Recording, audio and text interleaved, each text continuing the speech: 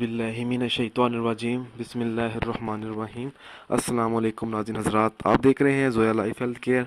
दोस्तों, आज मैं आप लोगों को बताऊंगा गुर्बत से निजात का अमल। ये जो अमल है सूरत यासीन की मदद से मुश्किलात का हल है। ये अमल बहुत ही आसान है और इस अमल की इजाज़त भी आम है।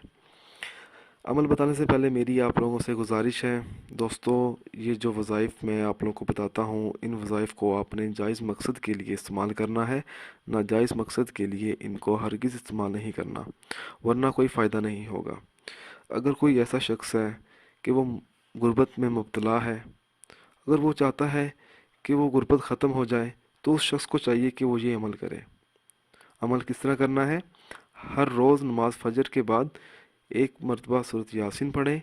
इंशाअल्लाह ताला बहुत जल्द उसे तंग दस्ती से निजात हासिल हो जाएगी।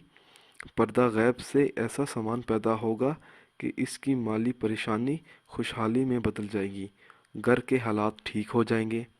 लेकिन इस मकसद के लिए बिला नागा सूरत यासीन का विर्द करना ही मतलूबा मकसद को पूरा करता है।